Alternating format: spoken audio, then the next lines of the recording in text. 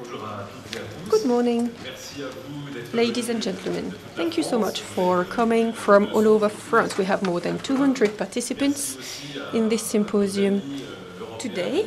Welcome to our other European colleagues. I heard there are two people from the US as well. So in the name of the Regional Council of Bourgogne-Franche-Comté, I would like to welcome you to this beautiful region. We are here today because two natural parks, the one in Bourgogne and the one in Franche-Comté, these two parks, employees wanted to work together on ecological continuity, water resources, the quality of the streams and basins.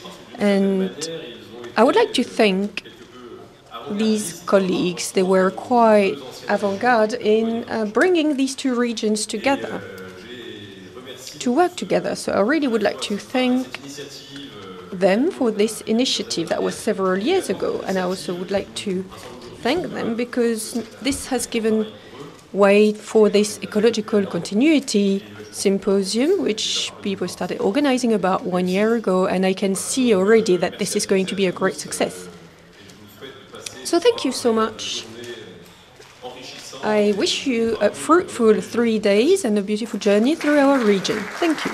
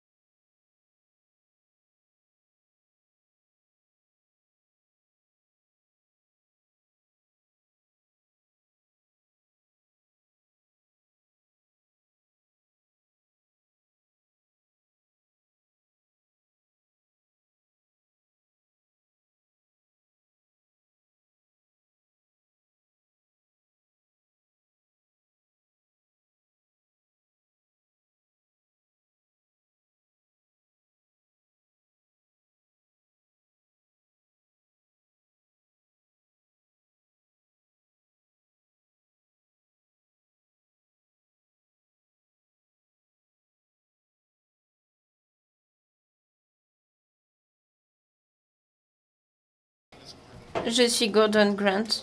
Je viens des États-Unis, donc des services forestiers, et également d'une université. Je suis très impressionnée parce que j'entends aujourd'hui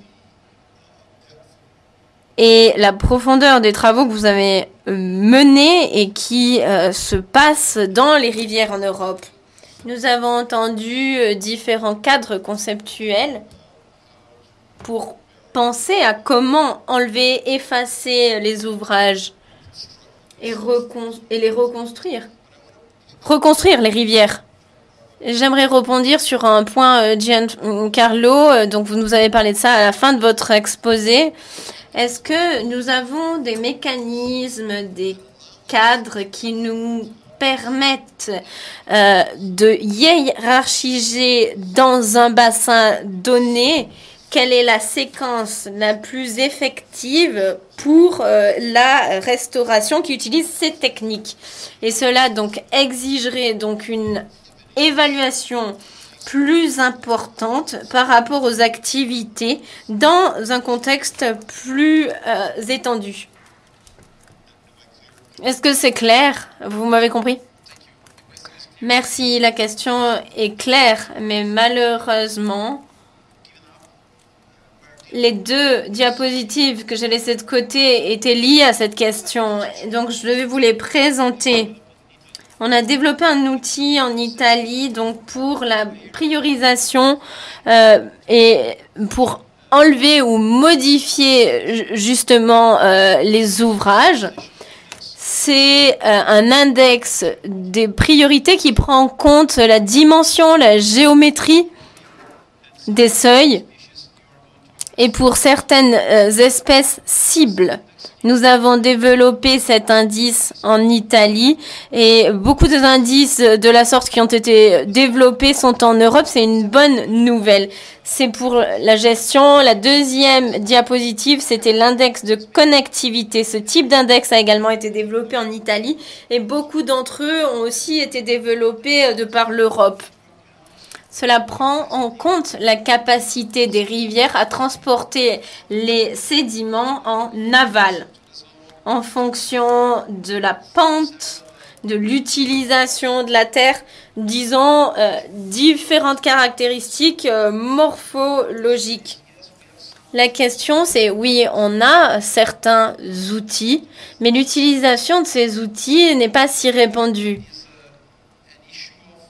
Je pense qu'il y a une certaine incertitude du point de vue scientifique.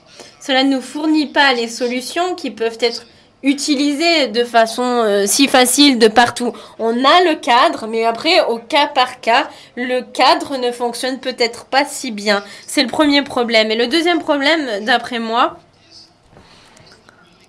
c'est quelle est donc l'envie, la volonté de prendre en compte ces données quantitatives. En Italie, c'est pas si commun. Et je pense que dans d'autres pays, c'est la même chose. J'espère que vous avez des choses qui sont plus développées aux États-Unis que ce que nous avons. Pour